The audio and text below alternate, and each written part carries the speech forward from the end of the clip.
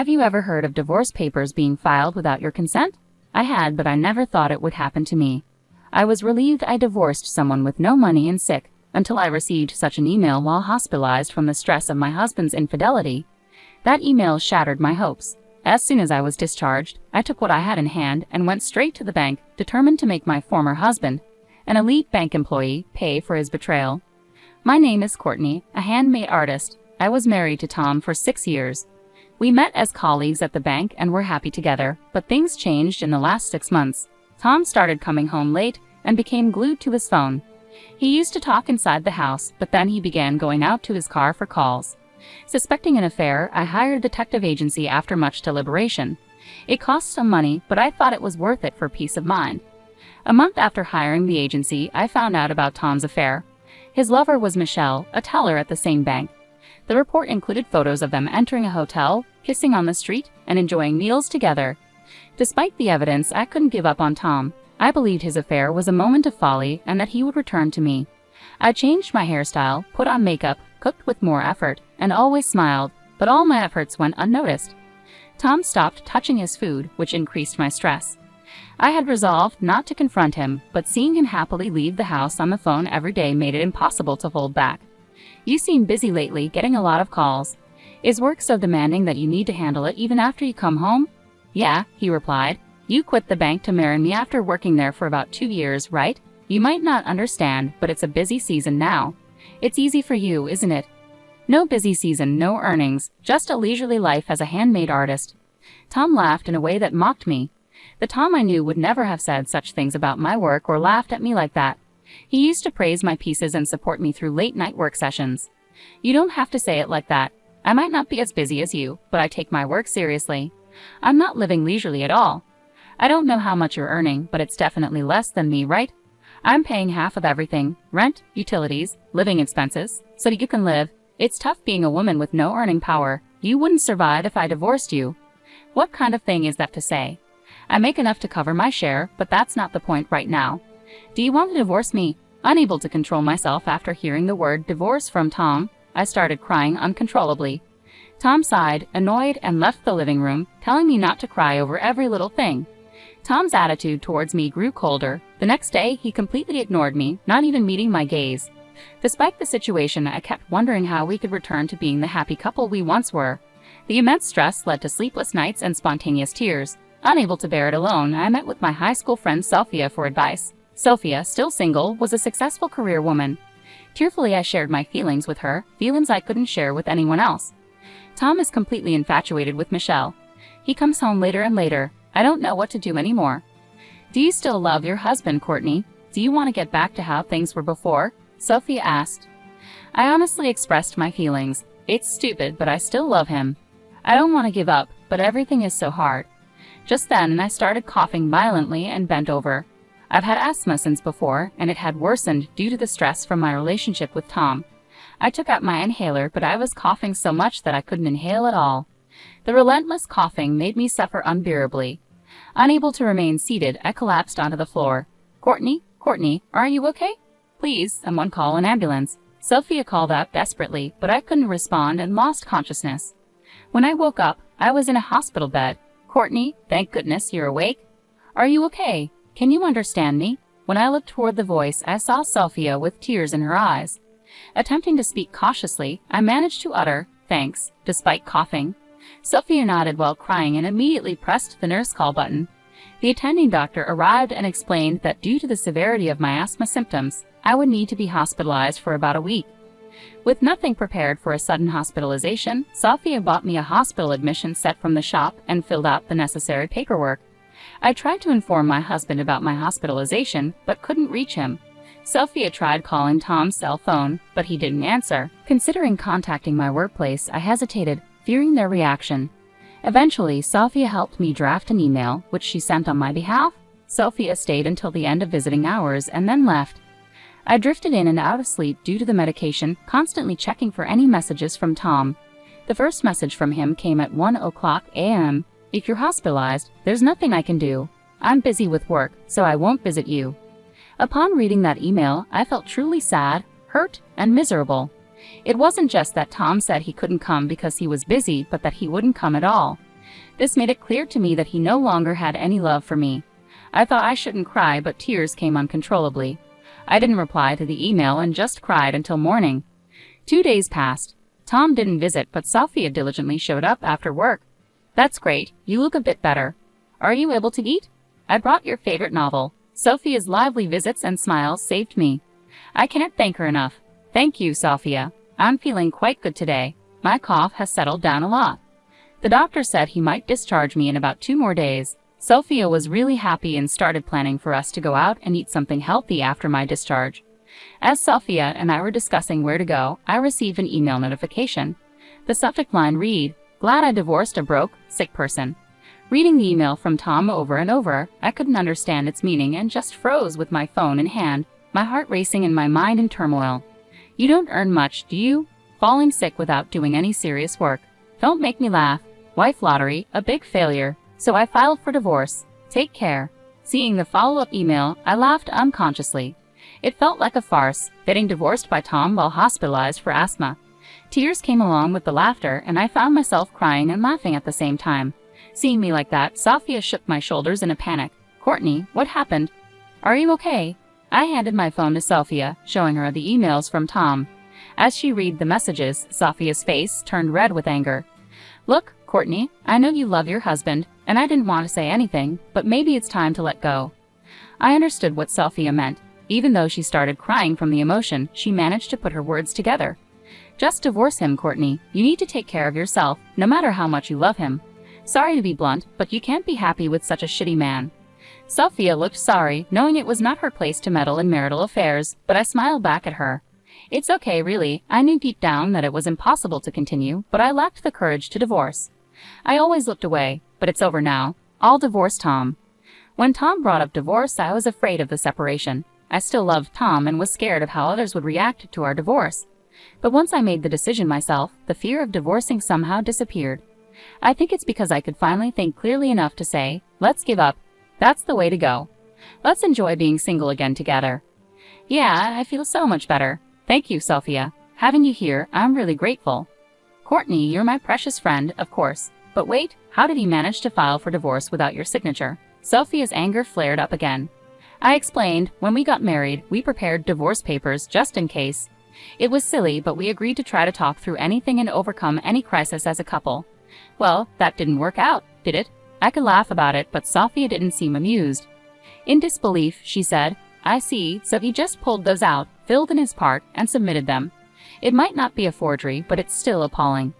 I was afraid of being divorced by Tom in such a state, so I had hidden them in the room. He probably found them and submitted them.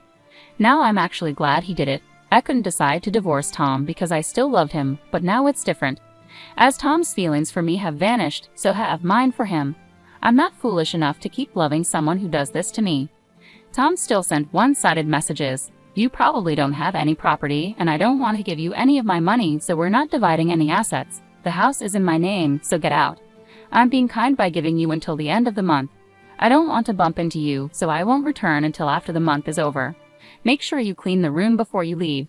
Honestly, at this point, I was in a "what is this guy even thinking" state, and the sheer selfishness made me laugh again. I showed the email to Sophia, laughing. "Look, Sophia, now I've lost the house too. What should I do?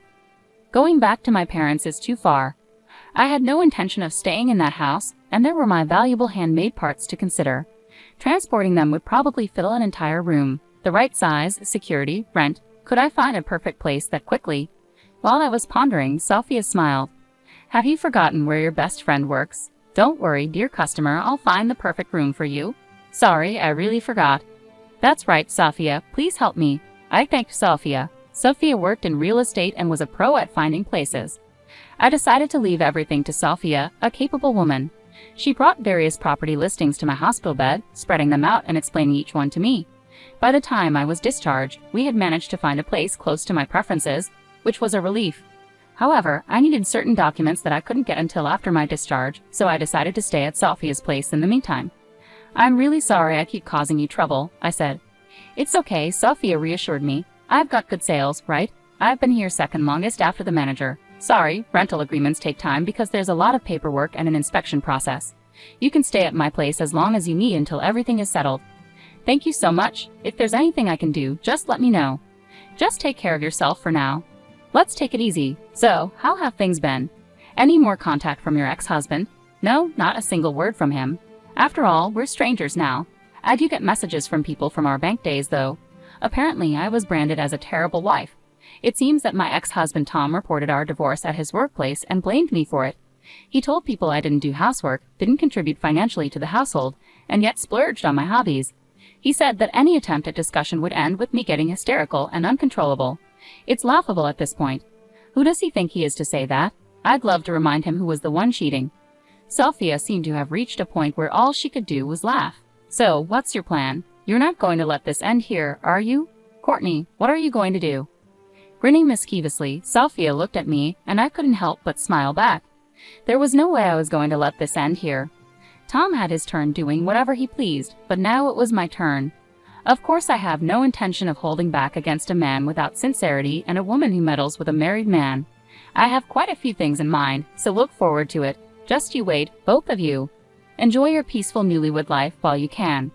2 days after my successful discharge, Sophia drove me straight to the bank where my ex-husband Tom and his new wife Michelle worked.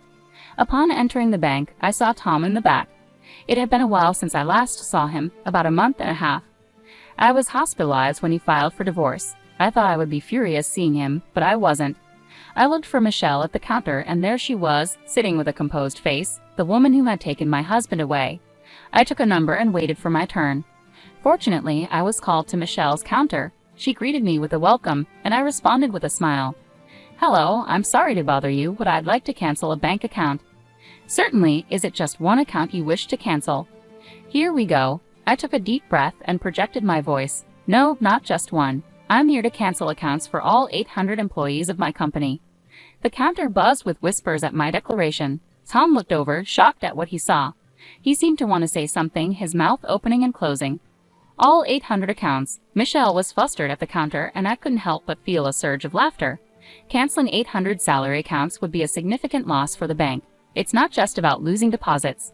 With interest rates being low, banks count on transaction fees and salary transfer fees for their profits. Losing that is a big deal. Yes, all of them. Please proceed. As I handed over the corporate account documents, I made my request. What the hell are you doing, Courtney? Did you just say something about a company? 800 employees? What's that about? Tom approached the counter, causing a stir among the other customers in the bank. Oh, long time no see.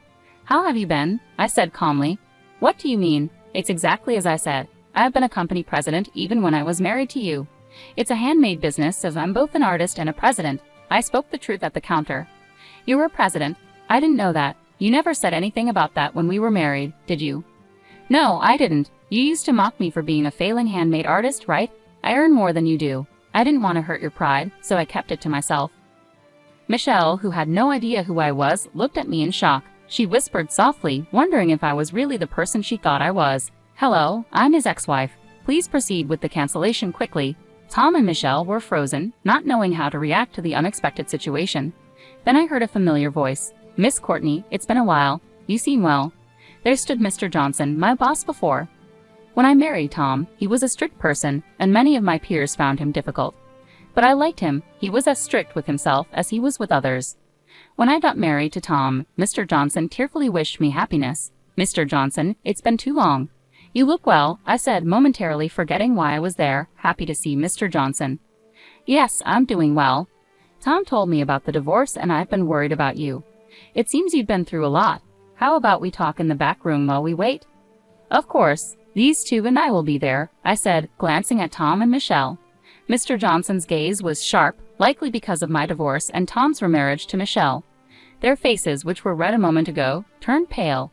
They seemed to be having a busy day, changing colors like that. I don't mind at all. I'd love to catch up with you, Mr. Johnson. Great. Let's go to the reception room on the 3rd floor. You two, come along, he said.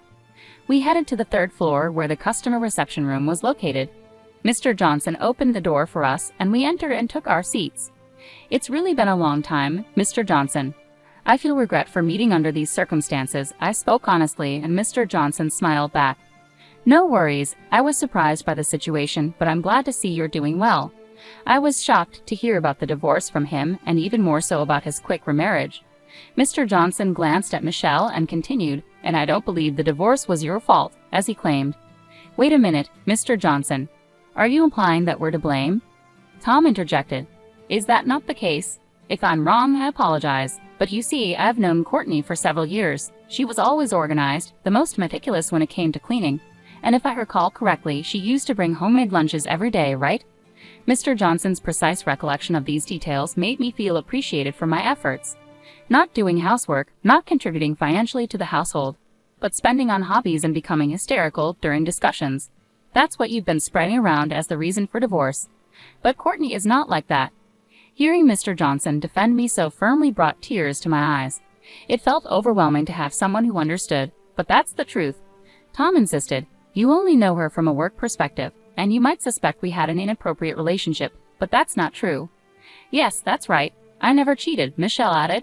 I just couldn't stand seeing Tom so down after his divorce, and while I was cheering him up, he proposed. Michelle said, tears streaming down her face like a tragic heroine. Their blatant lies in front of Mr. Johnson were infuriating. Ridiculous. I was the one who was hurt. I took a document about the thickness of a notebook from my bag. "Would you like to see this, Mr. Johnson? You two can look as well." "Oh, but perhaps there's no need. You're probably well aware of what's in it." I handed over the investigation report from the detective agency to Mr. Johnson. He took it, smoothly dodging Michelle's attempt to grab it with a scream. "Sit down and be quiet," Mr. Johnson commanded sternly. Michelle shrieked and clung to Tom. "What is this? You said your wife was too stupid to notice anything." "This is not what you told me," Michelle exclaimed. "It's not like that. She really is stupid. I never thought she would do something like this," Tom stammered. "Calling people stupid too much, aren't you?" I was about to retort when Mr. Johnson's furious shout exploded. "The idiots here are you two. Cheating on your wife, Tom, and you, Michelle, getting involved with a married man and playing the victim. You two are the offenders and Courtney is the victim." "Thank you for saying everything I wanted to say. It feels refreshing. But may I add something?" "Of course, say it. I won't stop you," Mr. Johnson replied, his strong support empowering me. He nodded at me vigorously and began reading the report with intense focus, his frown deepening. "You called me stupid, but do you think a stupid person can run a company? It turns out you were the one with the lesser income. How much was your salary again?" $100,000. That's plenty." Tom was so proud of his $100,000 salary, which seemed hilarious to me. Michelle nodded along, seemingly proud as well. "Is that so? Well, it's not bad, but mine is $400,000. I have 800 employees, and it's only our 4th year in business." "The handmade business you look down on. I started a company with my friends. $400,000. $400,000. Tom and Michelle's faces were priceless. The information that the person they underestimated was actually a company president earning $400,000 was too much for them. "Yes, business is booming, so we're planning to hire more staff. I thought it would be beneficial to have our employee accounts with your bank, but there's no need to be considerate anymore. So I'm canceling them all." "Wait, just wait a minute. If you cancel, the bank's deposits will decrease. Having salary accounts means potential for housing mortgages and such. It's a big loss for the bank if you cancel," Tom stammered, seemingly forgetting that I used to be a bank employee and that this was basic knowledge for anyone in the field. "Yes, I'm aware. It's basic knowledge for a bank employee, isn't it? Are you underestimating me? Why should I be considerate of an ex-husband who cheated and filed for divorce while his wife was hospitalized with asthma? And these two seem to forget something crucial. I made sure to remind them, and you had an affair within the bank. Do you really think you can continue on the elite path as if nothing happened? You too, Michelle?" By the time I looked at Michelle, she had already started crying. Tom, looking down in frustration, suddenly prostrated himself. "Please, I'm sorry. Forgive me. It was just a fling, you understand, right? She came on to me strongly, and well, I just went along with it." Michelle screamed at Tom's words. "What do you mean by that? Am I the one to blame? You're the one who said there was no love left for your wife, that things weren't working out." Michelle clung to and shook Tom. The drama unfolding before me was so cheap that I couldn't help but laugh. Ridiculous. Utterly ridiculous. Are you kidding me? What value does such a prostration hold, especially when you have no value to begin with? Mr. Johnson took over, his voice dripping with disdain. "Exactly. Having seen incontrovertible evidence, I'll make sure you are punished accordingly. Your affair has led to the bank suffering the disadvantage of a mass account cancellation. You seem well aware of the disadvantages of account cancellations, so I assume you have no objections to the punishment. As Mr. Johnson posed the question, Tom could only hang his head low while Michelle cried out loud. I wish they would stop playing the victims until the very end. Leaving their fate in Mr. Johnson's hands, I left the room. By the time our conversation ended, the account cancellations had been completed, and I left the bank feeling refreshed. Later, Mr. Johnson informed me that both had been dismissed for their misconduct. Their affair had resulted in a significant loss of accounts for the bank, which was deemed to have a substantial negative impact. Unemployed, the two struggled to find work, unable to pay their apartment's mortgage, and were turned down when asking friends for money. Interestingly, Tom kept sending me messages and emails begging for reconciliation after divorcing Michelle, all of which I ignored. The laughably pathetic emails were forwarded to Sophia, and we enjoyed a good laugh. I also filed for compensation through a lawyer. Tom had the audacity to claim that since I started my company after our marriage, its assets should be divided between us. Unfortunately for him, the assets in the company's name are exempt from division. I thought divorce would be difficult, but working hard post-divorce has made me realize how happy I am. I even wish I had divorced sooner. Humans are strange creatures. With plenty of money to spend freely and no grievances, I've decided to live my life valuing myself more from now on.